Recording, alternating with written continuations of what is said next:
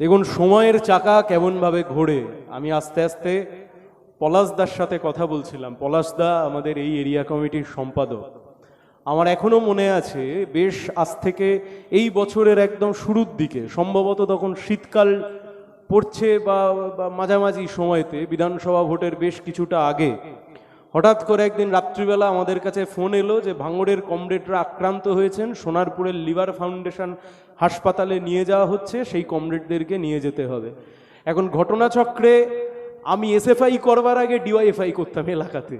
এখন সেই সূত্রে ছোটবেলা থেকে আমরা পলাশদাকে দেখেছি। পলাশ গাঙ্গুলি সেই সময় ভাঙড়ের যুব নেতৃত্ব ছিলেন। সেই সময়তে পলাশদা যখন গেলাম সোনারপুরে, গিয়ে দেখলাম যে স্ট্রেচারে করে যাকে নামানো হচ্ছেন তিনি আমাদের কমরেড পলাশ গাঙ্গুলি। পাকাপোল এলাকাতে গণসংগ্রহ করতে গিয়ে আমাদের কমরেডদের ওপর আক্রমণ হয়েছিল। কমরেড পলাশ গাঙ্গুলি সহ আরও অনেক কমরেডস আমাদের, যারা সেই সময়তে গণসংগ্রহ করছিলেন পার্টির ডাকে, সেই সময়তে তৃণমূলের দুষ্কৃতী বাহিনী সেই সময়তে আমাদের ওপর আক্রমণ করে।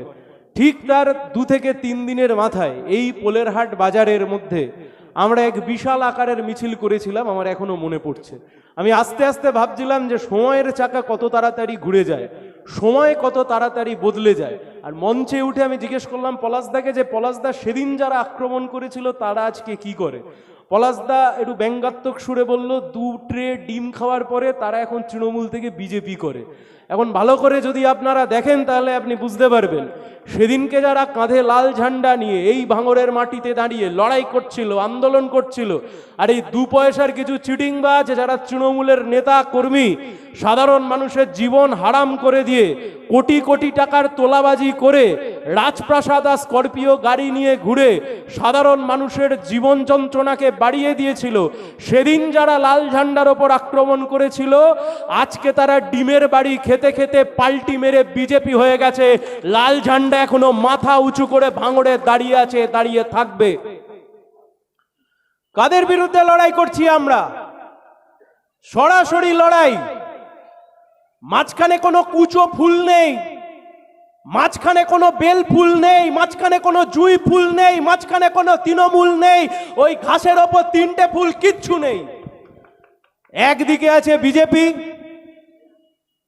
একদিকে আছে বিজেপির চিহ্ন, বিজেপির প্রতীক, একদিকে আছে বিজেপির মতো সাম্প্রদায়িক দল, ফ্যাসিস্ট দল, যারা দেশের সংবিধানকে নষ্ট করতে চাইছে, ধ্বংস করতে চাইছে, মানুষে মানুষে হিন্দু মুসলমানের নামে বিভেদ সৃষ্টি করতে চাইছে, পেট্রোল ডিজেল রান্নার গ্যাসের দাম বাড়িয়ে মানুষের জীবন যন্ত্রণাকে বাড়িয়ে দিচ্ছে, সাধারণ বেকার যুবক যুবতী, তাদের হাতে চাকরি নেই, কাজ নেই, ছাত্রছাত্রীরা পরীক্ষা দিতে যাচ্ছে, গিয়ে দেখছে তাদের পরীক্ষার যে প্রশ্নপত্র, সেই প্রশ্নপত্র লিক হয়ে গেছে।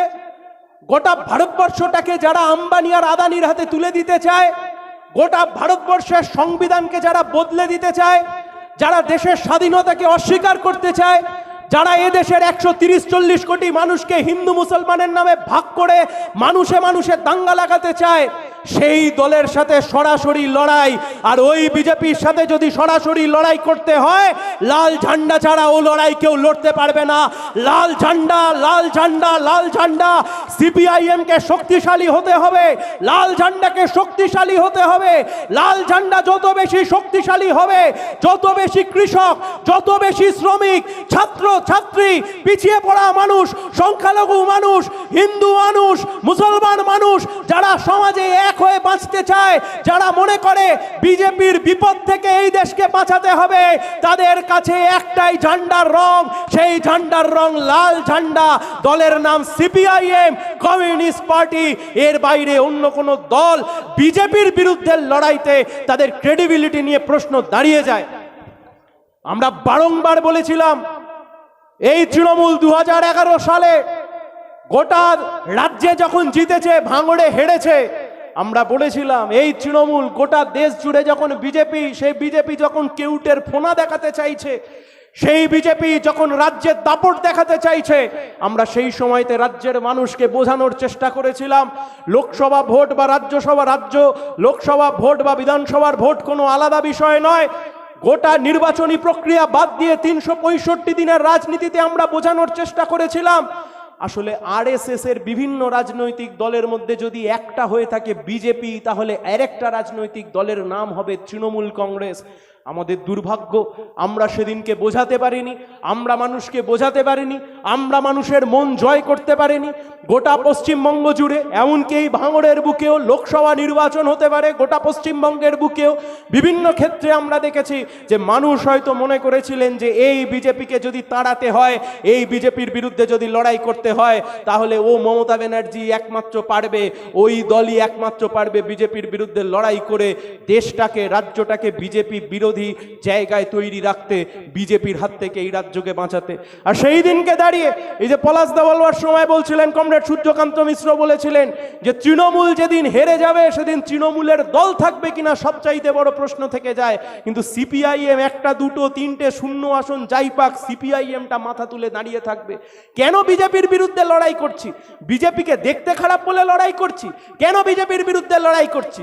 বিজেপির প্রতীক ভালো লাগে না বলে তার বিরুদ্ধে লড়াই করছি? না, বিজেপির বিরুদ্ধে লড়াই করছি তার কারণ বিজেপি একটা ফ্যাসিস্ট দল।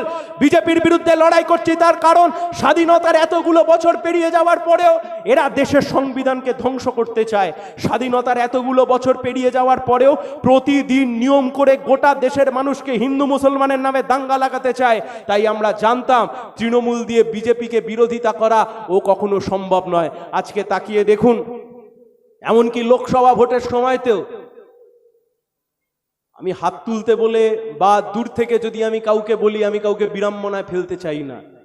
এমন প্রচুর মানুষ আছেন, বিধানসভা ভোটে আমাদের জোটের প্রার্থী ছিলেন, কিন্তু লোকসভা ভোটে আপনারা মনে করেছিলেন যে সেই সময়তে তৃণমূলকে ভোট দিয়ে বিজেপিকে হারানো উচিত।